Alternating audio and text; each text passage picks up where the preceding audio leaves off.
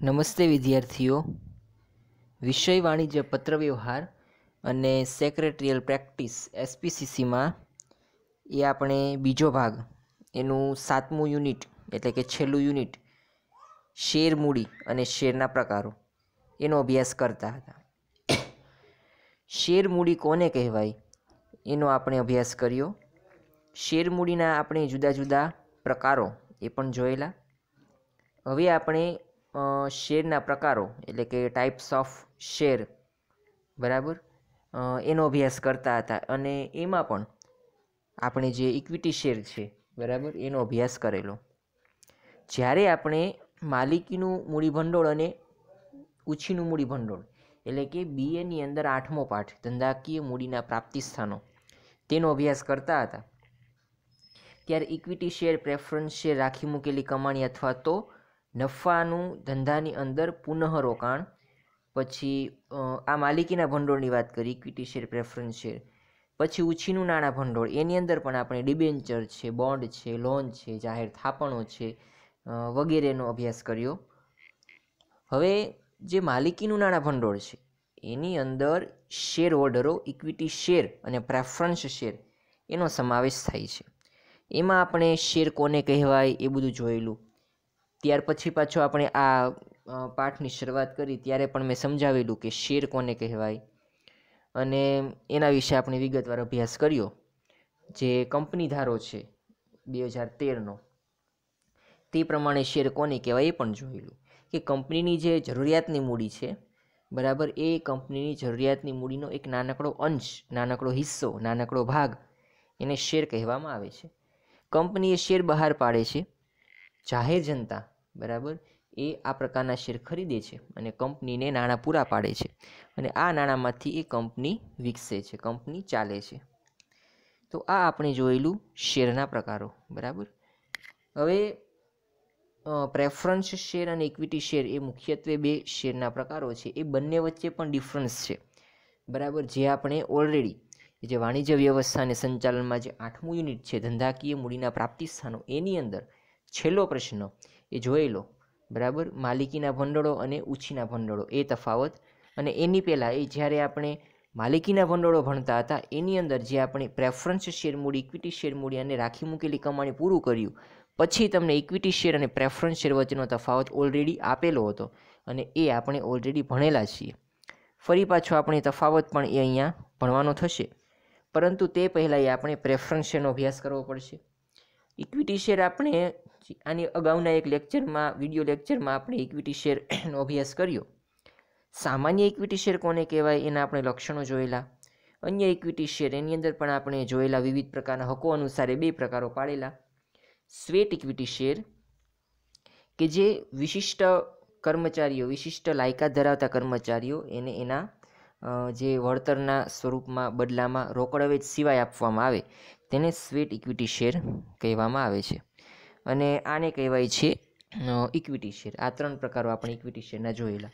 અને એમાં એવું હોય છે કે ખરેખર જે કંપનીના શેર હોલ્ડરો કહી શકાય એ ઇક્વિટી શેર હોલ્ડરો, બિકોઝ એ લોકો કંપનીનું જે જોખમ છે બરાબર એ ઉપાડે છે. કઈ રીતે? તો કંપની છે બરાબર એની અંદર જે માલિકો છે તેણે પૈસાનું જોખમ ઉઠાવવાનું હોય, એટલે કે નાણાં ડૂબે તો પણ એને સહન કરવા પડે. તો ઇક્વિટી શેર હોલ્ડરો આ પ્રકારનું જોખમ ઉપાડે છે. જો નાણાં ડૂબે તો એણે પોતાના નાણાં ગુમાવવા પડે છે. તો આ રીતે ઇક્વિટી શેર એ જોવા મળે છે. હવે આપણે ઇક્વિટી શેર તો બહુ સમજેલા બરાબર, એસપીમાં ને બધામાં, બીએમાં પણ ભણેલા. હવે આપણે મૂળ ચર્ચા કરીએ પ્રેફરન્સ શેરની, જે આપણો આજનો મુદ્દો છે બરાબર. તો ઇક્વિટી શેરમાં તો આપણે આ બધું એ લાસ્ટ લેક્ચરમાં જોયેલું. હવે આપણે વાત કરવી છે પ્રેફરન્સ શેરની.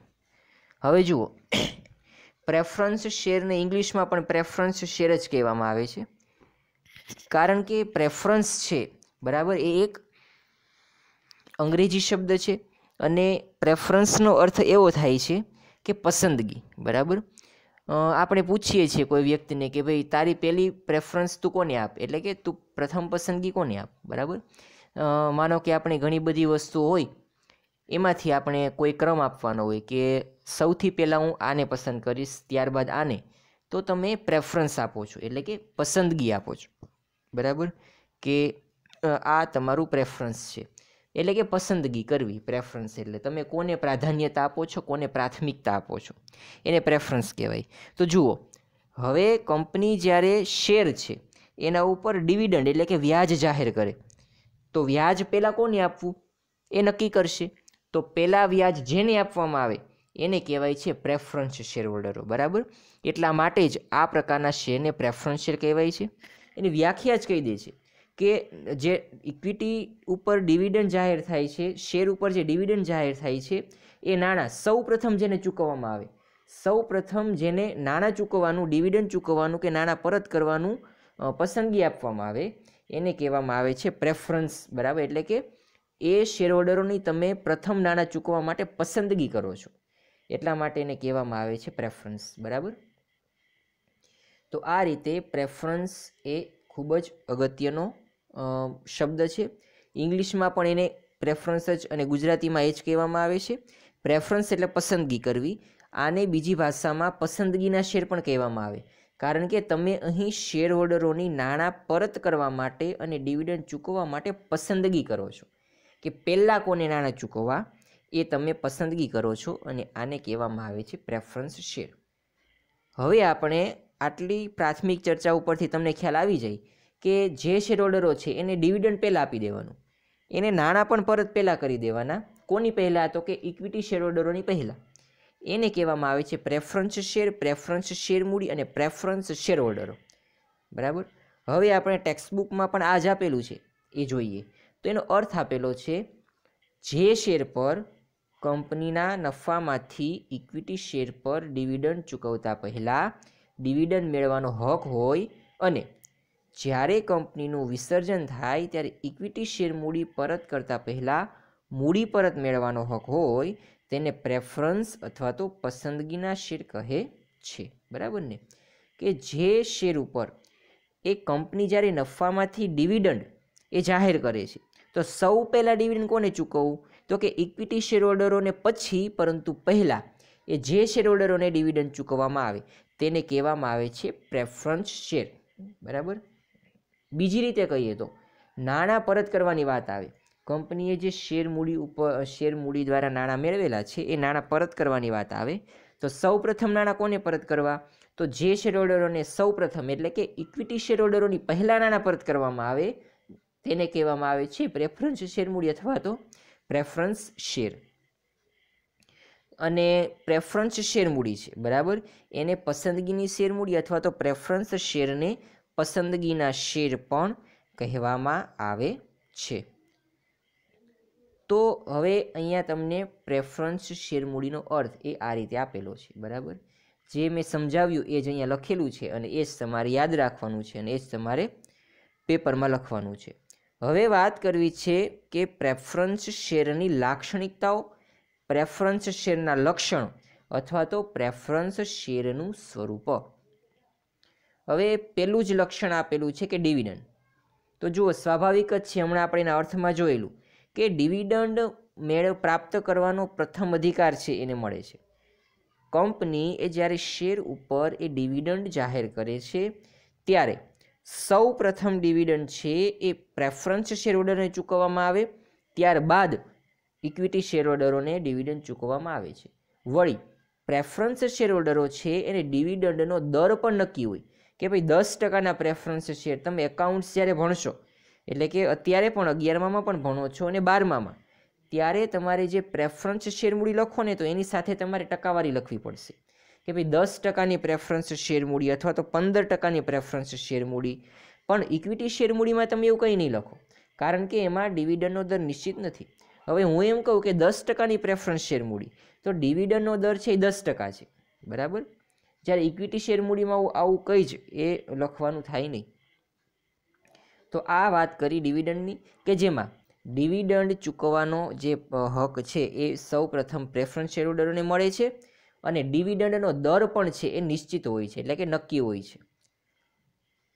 સેકન્ડ પોઈન્ટ આપેલો છે મૂડી પરત. તો હવે જુઓ, મૂડી પરતમાં પણ જ્યારે કંપની માનો કે બંધ થાય છે, વિસર્જન થાય છે, બરાબર, તો બધી જવાબદારી ચૂકવી દેવાની અને પછી જે રકમ વધે એમાંથી ઇક્વિટી શેરહોલ્ડરોને પછી ચૂકવવાના, પેલા પ્રેફરન્સ શેરહોલ્ડરોએ જે પૈસા આપેલા છે એને પરત કરી દો.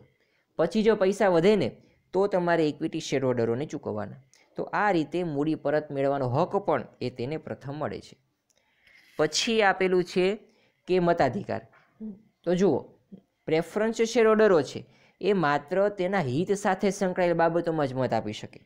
તેને કંપનીના નિર્ણયો લેવાની અંદર મત કે નિર્ણયની અંદર દખલગીરી કરવાની કોઈ સત્તા જ નથી. બરાબર, કારણ કે એનો મતાધિકાર છે. બરાબર, એ માત્ર તેના હિત સાથે સંકળાયેલો છે.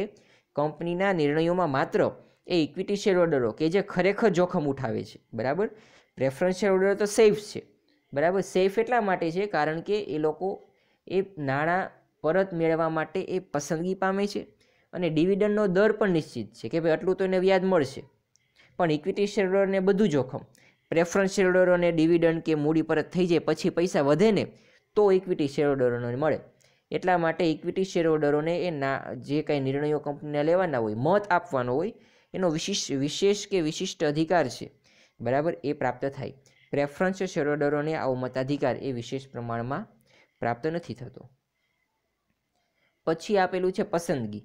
તો સ્થિર નિશ્ચિત આવક અને મૂડીની સલામતી ઈચ્છતા રોકાણકારો આ પ્રકારના શેર ખરીદવાનું પસંદ કરે છે. બરાબર, કે જે નિશ્ચિત આવક અને મૂડીની સલામતી ઈચ્છે છે કે ભાઈ હું જે પૈસા રોકું છું કંપનીમાં એ મારા સેફ હોવા જોઈએ, ડૂબવા ન પડે.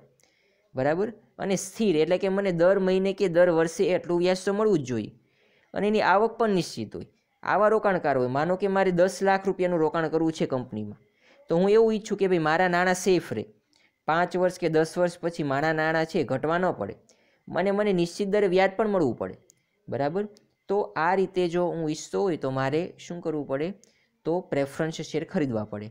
તો આ પ્રકારના જે શેરહોલ્ડરો છે, રોકાણકારો છે, એ પ્રેફરન્સ શેરની પસંદગી વધારે પ્રમાણમાં કરતા હોય છે. હવે માર્કેટ પ્રાઇસની વાત કરીએ તો આ શેરની બજાર કિંમત એ લગભગ સ્થિર રહે છે. બરાબર, આ પ્રકારના શેરની જે બજાર કિંમત હોય લગભગ સ્થિર જ હોય છે. જ્યારે વ્યાજના દરના માળખામાં ફેરફાર થાય ત્યારે તેની બજાર કિંમતમાં ફેરફાર થાય. બરાબર, કે હવે જ્યારે વ્યાજનો દર વધે ઘટે તો એની બજાર કિંમત વધે ઘટે, અન્યથા એના બજાર ભાવ એ લગભગ સ્થિર હોય. હવે એ સ્વાભાવિક જ છે કે ભાઈ માનો કે વ્યાજ વધારે મળતું હોય તો સ્વાભાવિક છે એની બજાર કિંમત પણ વધારે હોય. હવે જો કંપની એ પ્રેફરન્સ શેર મૂડી પર વ્યાજ જ ન આપે અથવા તો ઓછું વ્યાજ આપે તો પછી એના બજાર ભાવ પણ સ્વાભાવિક છે કે નીચા રહેવાના. બરાબર, તો આમ એ વ્યાજના દરના માળખામાં ફેરફાર થાય ને ત્યારે બજાર કિંમતની અંદર ફેરફાર થાય છે. પછીનો મુદ્દો આપેલો છે કે જોખમનું પ્રમાણ. આ પ્રકારના શેરોમાં ઇક્વિટી શેરહોલ્ડરો કરતાં પ્રથમ ડિવિડન્ડ અને મૂડી પરત મેળવવાનો અધિકાર એ પ્રેફરન્સ શેરહોલ્ડરને હોય છે, તેથી જોખમનું પ્રમાણ ઓછું હોય. બરાબર, કે ભાઈ પૈસા જો કંપનીને વધે તો પ્રેફરન્સ શેરહોલ્ડરોને પહેલાં ડિવિડન્ડ આપી દો, પ્રેફરન્સ શેરહોલ્ડરોને પહેલાં નાણાં પરત કરી દો, ત્યારબાદ એ તમારે ઇક્વિટી શેરહોલ્ડરોને નાણાં પરત કરવાના છે. એટલે સ્વાભાવિક છે કે જોખમ ઓછું છે, કારણ કે ઇક્વિટી શેરહોલ્ડરોને વધારે જોખમ છે, પ્રેફરન્સ શેરહોલ્ડરોને ઇક્વિટી શેરહોલ્ડરો જેટલું જોખમ નથી. તો આ રીતે એ જોખમનું પ્રમાણ પણ એ ઓછું હોય છે. બરાબર, તો આ રીતે એ ઇક્વિટી શેરહોલ્ડરો અને પ્રેફરન્સ શેરહોલ્ડરો છે, બરાબર, એ જોખમની બાબતમાં એ બંને વચ્ચે તફાવત છે. ઇક્વિટી શેરહોલ્ડરોને તો બધું અંતમાં મળે. હવે માનો કે કંપનીને પ્રેફરન્સ શેરહોલ્ડરોને નાણાં કે ડિવિડન્ડ આપી દે પછી પૈસા જ ન વધે તો ઇક્વિટી શેરહોલ્ડરના હાથમાં કાંઈ ન આવે, એને કશું ન મળે. એ માટે પ્રેફરન્સ શેરહોલ્ડરો છે એની પહેલાં પસંદગી કરવામાં આવે છે અને એને પહેલાં નાણાં પરત મળે. તેથી ઇક્વિટી શેરહોલ્ડરો કરતાં પ્રેફરન્સ શેરહોલ્ડરો છે, બરાબર, એમાં જોખમનું પ્રમાણ છે એ ઓછું હોય છે. બરાબર, જોખમનું પ્રમાણ ઇક્વિટી શેરહોલ્ડરને વધારે હોય, પ્રેફરન્સ શેરહોલ્ડરોને ઓછું હોય છે. તો આ તમારે એક યાદ રાખવાનું છે. તો આ રીતે તમને પ્રેફરન્સ શેર છે એના લક્ષણો અથવા તો એની લાક્ષણિકતાઓ આપવામાં આવી છે. અને આજનો લેક્ચર એ આપણે હવે અહીંયા સુધી રાખીએ છીએ. આજનું જે આ પાઠનું તમારું કામ છે, બરાબર, એ પ્રેફરન્સ શેરનો અર્થ અને પ્રેફરન્સ શેરના લક્ષણો, બરાબર, 6 જેટલા લક્ષણો છે. આ પ્રશ્ન તમારે એક વખત હોમવર્કમાં લખીને એ મોકલાવાનો છે. બરાબર, પ્રેફરન્સ શેરનો અર્થ અને તેના લક્ષણો, બરાબર, આ પ્રશ્ન તમારે એક વખત હોમવર્કમાં લખવાનો છે. આજનો લેક્ચર આપણે અહીંયા સુધી રાખીએ. આની પછીના લેક્ચરમાં આપણે જે પ્રેફરન્સ શેરના પ્રકારો અને ત્યાર પછી આગળનો પ્રશ્ન છે તેની વિગતવાર ચર્ચા કરીશું.